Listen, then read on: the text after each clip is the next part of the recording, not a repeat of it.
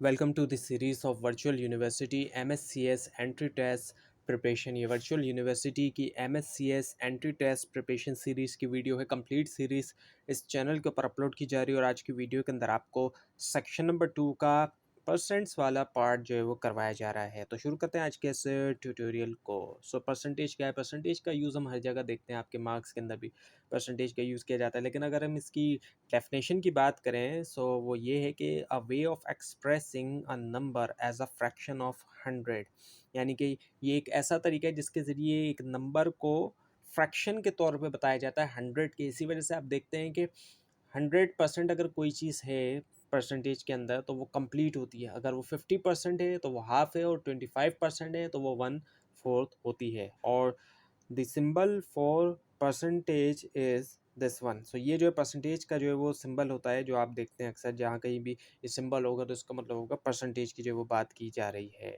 Now the percentage increase का क्या मतलब है? Shows how much a quantity has increase in terms of percent, यानी कि परसेंटेज के हिसाब से, परसेंट के हिसाब से कोई चीज़ कितनी बड़ी है, कितनी उसके जो है वो क्वांटिटी के अंदर इजाफा हुआ है। हम किसी भी नंबर को, किसी भी क्वांटिटी को हम देख सकते हैं कि उसके अंदर इजाफा हो रहा है, लेकिन परसेंट के हिसाब से हम जो है वो देखते हैं। और ये कैसे होता है आगे आएगा। अब परसेंटेज इंक्रीज़ का फार्मूला है, इसके ज़रिए हम कैलकुलेट कर सकते हैं कि किसी भी चीज़ के अंदर इजाफा जो है वो कितना परसेंट हुआ है। और इसका फार्मूला है कि new value minus original value. New value में से हम ओरिजिनल वैल्यू को माइनस करेंगे, क्योंकि न्यू वैल्यू जो है वो ज़्यादा होगी जब परसेंटेज इंक्रीज़ हो रही है। इसी वजह से उससे हम माइनस करेंगे ओरिजिनल वैल्यू को, डिवाइड करेंगे हम ओरिजिनल वैल्यू से ही, और 100 से हम मल्टीप्लाई कर देंगे।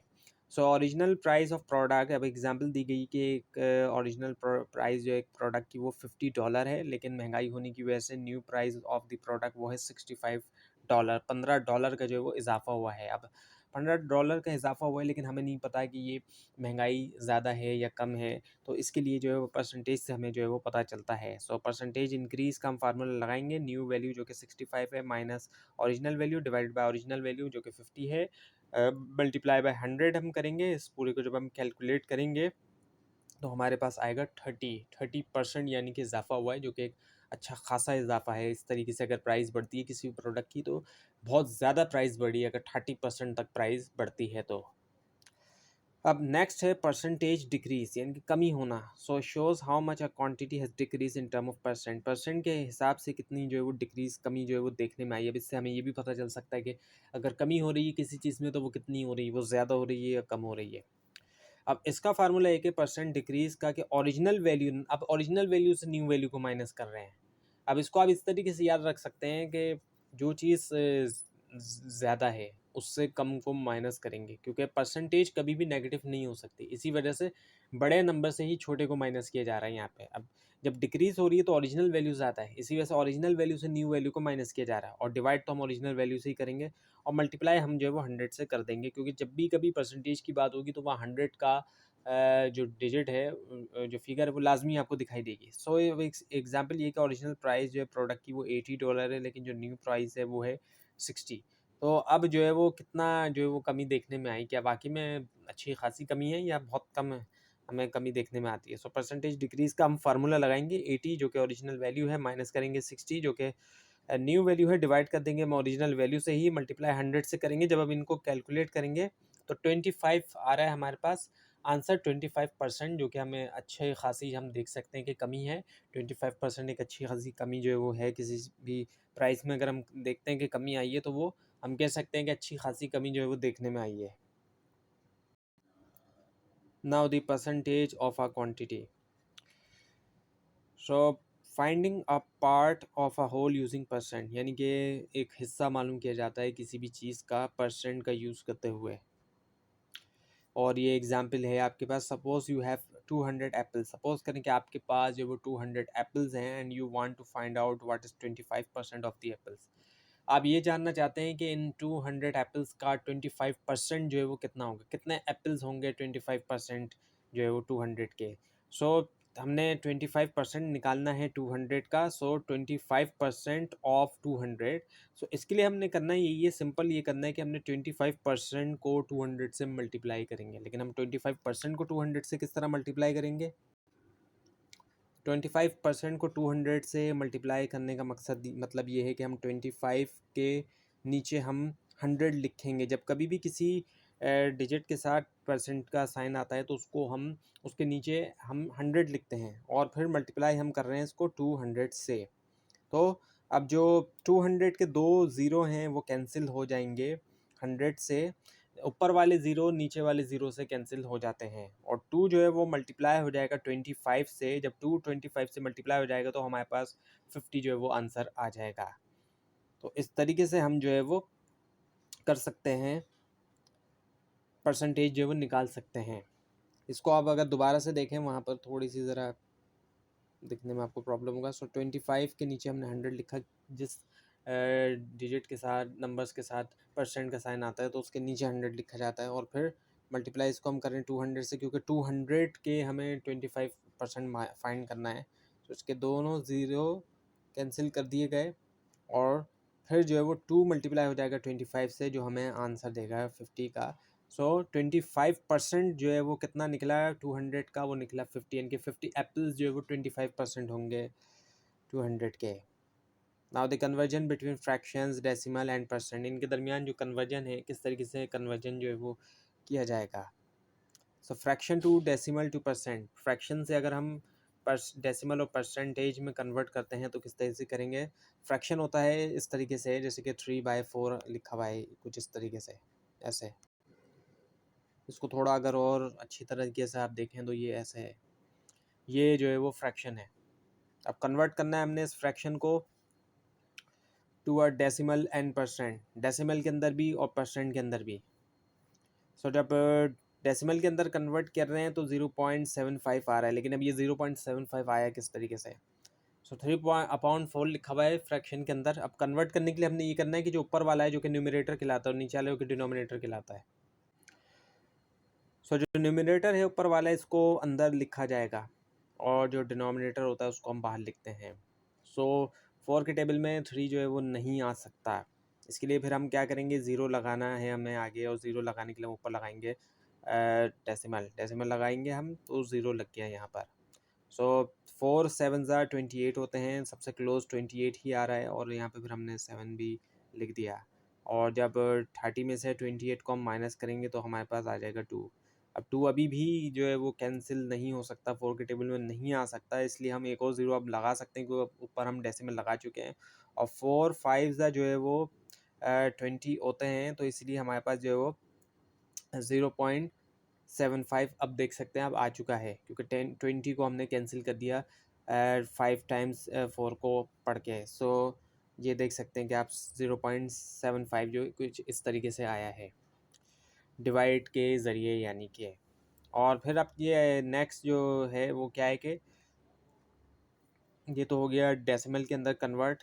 अब परसेंट के अंदर कन्वर्ट करने के लिए हमने क्या करना है, इसी डेसिमल को लेंगे हम, 0.75 जो आया है उसको 100 से मल्टीप्लाई करेंगे तो 75% आ जाएगा। लेकिन अब ये 75% आखिर आया कैसे है, इसको भी थोड़ा सा आपको दिखाया जा रहा है। ये 0.75 है मल्टीप्लाई बाय 100।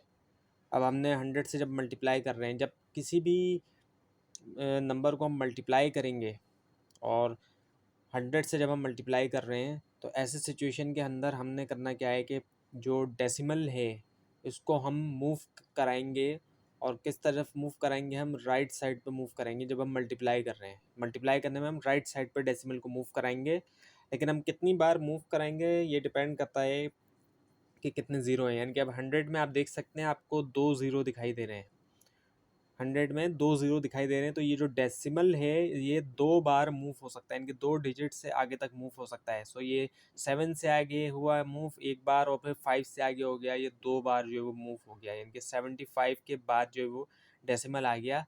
और 75 के बाद डेसिमल लिखने का मतलब कोई हिसाब बनता नहीं है, तो हम इसको एज आ 75 भी लिख सकते हैं, और ये फिर इस तरीके से 75% में कन्वर्ट हो जाता है ये।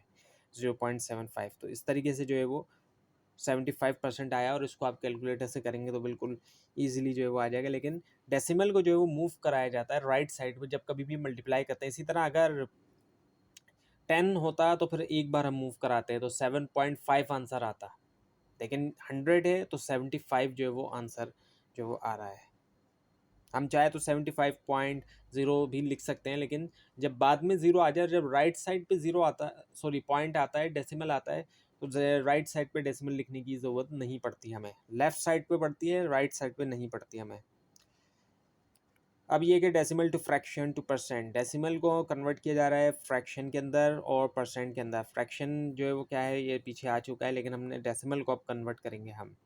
अब डेसिमल को फ्रैक्शन में कन्वर्ट करने के लिए 0.2 को हमने अगर फ्रैक्शन में कन्वर्ट करना है तो 0.2 हमने लिखा, और हम फ्रैक्शन में जब हम कन्वर्ट कर रहे हैं तो हम नीचे लाइन डाल देंगे ताकि हम फ्रैक्शन में आंसर ला सकें।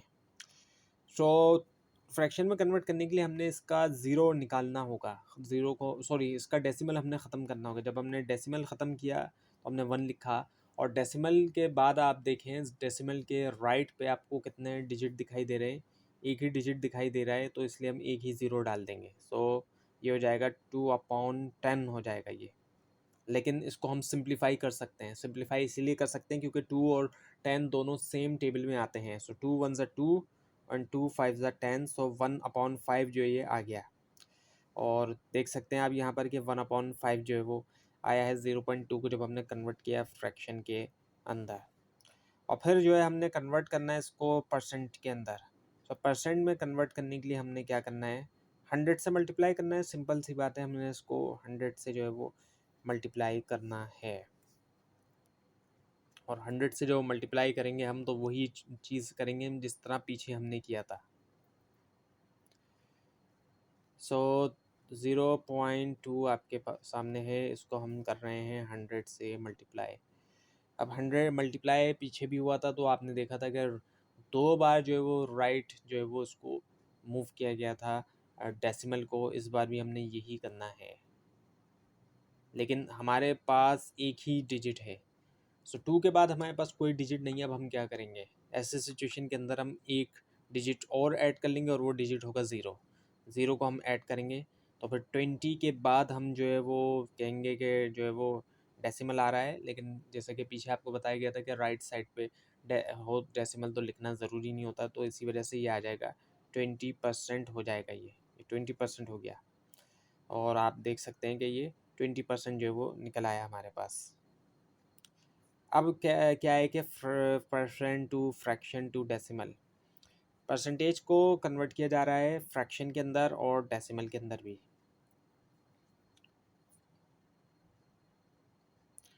सो पहले जो है वो इसको कन्वर्ट कर लेते हैं 40% को डेसिमल के अंदर और फिर करेंगे फ्रैक्शन के अंदर। सो 40% को हम करते हैं डेसिमल के अंदर।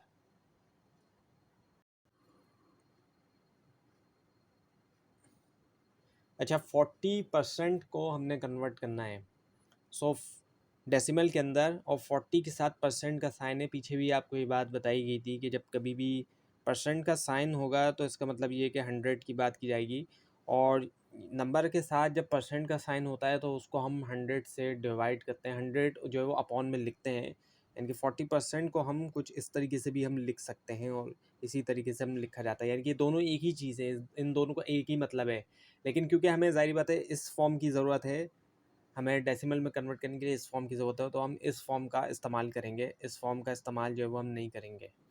सो 40/100 हमने जो है वो लिखा। अब हमने क्या करना है, डेसिमल में कन्वर्ट करने के लिए हमने डेसिमल लेकर आना है, और 100 के अंदर आप देख सकते हैं कितने ज़ीरो हैं, 2 ज़ीरो हैं। ये मल्टीप्लिकेशन का रिवर्स है। मल्टीप्लिकेशन में क्या होता था कि हम डेसिमल को मूव करवाते थे राइट साइड पे, अब हम डेसिमल को मूव करवाएंगे लेफ़्ट साइड पे। 40 के आप देख सकते हैं 40 से पहले कोई डेसिमल हमें दिखाई नहीं दे रहा है, इनके 40 के लेफ़्ट पे हमें कोई डेसिमल दिखाई नहीं दे रहा, राइट पे भी हमें कोई डेसिमल दिखाई नहीं दे रहा, लेकिन जो राइट पे डेसिमल होता है उसको लिखना लाजमी नहीं होता। तो हम राइट से ही शुरू करते हैं, क्योंकि राइट वाला डेसिमल एक तरह से हिडन होता है, राइट वाला डेसिमल एक तरह से हिडन है। सो हम राइट से लेफ़्ट की तरफ जाएंगे। अब हम पीछे हम लेफ़्ट से राइट की तरफ आए थे, यहाँ हम राइट से लेफ़्ट की तरफ हम जाएंगे। सो 2 ज़ीरो हैं, तो 2 बार हम मूव करेंगे डेसिमल को लेफ़्ट की तरफ। सो एक बार हमने मूव किया तो ये 0 के बाद आया, और फिर हम दूसरी बार करेंगे तो 4 के बाद आएगा, यानी कि ये हो जाएगा 0.40 हो जाएगा ये। सो ये 0.40 हो जाएगा जब हमने 2 बार मूव कराया डेसिमल को, क्योंकि अब डेसिमल जो है वो 4 से पहले आ रहा है। जब लेफ़्ट साइड पर डेसिमल होता है तो वो लाजमी लिखा जाता है, लेकिन जब राइट साइड पे होता है तो वो नहीं लिखा जाता। सो इसको हम 0.4 भी लिख सकते हैं, और आप देख सकते हैं कि यहाँ पर जो है वो 0.4 जो है वो लिखा हुआ है।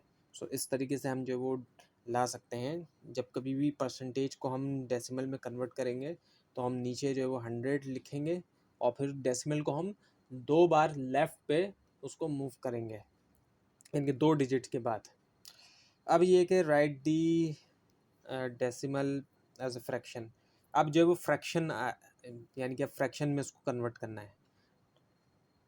अब जो परसेंटेज है ये फ्रैक्शन में कन्वर्ट होगी। 40% से हमारे पास 0.4 जो है वो डेसिमल आया, और अब हम इस डेसिमल को लेकर इसको हम कन्वर्ट करेंगे फ्रैक्शन के अंदर। इसको कन्वर्ट करने के लिए हमने जो है वो लिखेंगे यहाँ पर नीचे, वो डाल देंगे लाइन जो है वो डाल देंगे ताकि हम फ्रैक्शन में कन्वर्ट कर सकें। और उसके लिए हमने ये करेंगे कि जब डेसिमल है इसको हम रिमूव करते हैं तो 1 लगाते हैं, और डेसिमल के बाद आप देख सकते हैं कितने डिजिट हैं, सिर्फ एक ही डिजिट है तो हम एक ही ज़ीरो हम लगा देंगे। सो ये हो जाएगा 4/10 हो जाएगा, और इसको हम और ज़्यादा जो है हम सिंप्लीफाई कर सकते हैं। सो ये सेम जो है वो टेबल में आते हैं, 2 2 4 हो जाएगा, और 2 5 10 हो जाएगा। सो 2/5 ये हो जाएगा। सो आप देख सकते हैं कि 2/5 जो है इसका फ्रैक्शन आ गया है। अब एक और एग्जांपल आपके सामने कि 0.75 को कन्वर्ट किया जा रहा है परसेंटेज में। कन्वर्ट करने के लिए परसेंटेज के अंदर किसी डेसिमल को हम क्या करते हैं कि 100 से मल्टीप्लाई करते हैं, और अगर हम 100 से मल्टीप्लाई करेंगे तो हम क्या करेंगे, डेसिमल को मूव कराएंगे राइट साइड पे। यहाँ पर भी यही किया गया है कि 0.75 जो है इसके राइट साइड पे जो मूव कराया गया है 2 बार। 100 के अंदर 2 ज़ीरो हैं तो इसी वजह से ये बन जाएगा 75 जो है ये बन जाता है। 75 के बाद जो डेसिमल आएगा ज़ाहिर बात है वो उसको लिखना ज़रूरी नहीं होता। सो ये 75 जो है वो कन्वर्ट हो जाएगा, और साथ में 75 के बाद परसेंटेज का साइन भी आएगा, क्योंकि 100 से मल्टीप्लाई किया गया है। परसेंटेज का साइन ये शो कर रहा है कि इस नंबर को 100 से मल्टीप्लाई जो है वो किया गया है। Now the converting a fraction to a percentage, एक और एग्जांपल है इसकी कि फ्रैक्शन को जो है वो परसेंटेज में जो है वो कन्वर्ट किया जा रहा है। ऐसे सिचुएशन के अंदर क्या किया जा रहा है कि ये जो 3/4 है इसको डेसिमल के अंदर लाया गया है, और ये डेसिमल के अंदर बिल्कुल इसी तरीके से लाया गया जिस तरह पीछे आपको बताया गया था कि 4 के टेबल में 3 नहीं आता तो पॉइंट लगाया है, और फिर 7 से 28, और फिर जो 2 बचा तो फिर 0 एक और लगा के 75 जो है वो आ गया। तो 0.75 जो है वो आया जब डिवाइड किया हमने, और फिर इस 0.75 को हमने 100 से मल्टीप्लाई कर दिया। 100 से हमने मल्टीप्लाई किया तो इसका जो डेसिमल है वो 2 टाइम्स जो है वो मूव हो गया, 2 टाइम्स मूव हुआ, और वो 75% आ गया। परसेंटेज का साइन यही शो कर रहा है कि इसको 100 से मल्टीप्लाई किया गया है। इंक्रीज़ और डिक्रीज़ बाय परसेंटेज ये भी आ चुका है आपका पीछे, लेकिन ये जो है थोड़ी एक अलग एग्जाम्पल है इंक्रीज़ की और डिक्रीज़ की। इंक्रीज़ 120/10%, 120 के अंदर 10% तक इंक्रीज़ देखने में आया है। इनके 10% का इजाफा देखने में आया 120 के अंदर। तो इसके लिए क्या किया जा रहा है कि 10% मालूम किया जा रहा है पहले 120 का, और जो 10% निकलता है 120 का उसको निकालने के लिए पहले इसको डेसिमल में हम कन्वर्ट करते हैं। डेसिमल में किस तरह कन्वर्ट करते हैं, 10 को 100 से डिवाइड करके। 100 से जब हम डिवाइड करेंगे तो वही चीज़ हमने की कि 2 बार डिवाइड जब होता है तो क्या होता है कि डेसिमल को मूव कराया हमने लेफ़्ट साइड पे 2 टाइम्स हमने मूव कराया, तो 10 के जब वो 2 टाइम्स मूव हुआ तो वो 10 1 से पहले आ गया, इसी वजह से वो 0.10 हमें दे रहा है। और फिर इसको जब हमने मल्टीप्लाई किया 120 से तो ये हमें 12 देगा। और ये जो मल्टीप्लाई किया जा रहा है पॉइंट के साथ किया जा रहा है ये।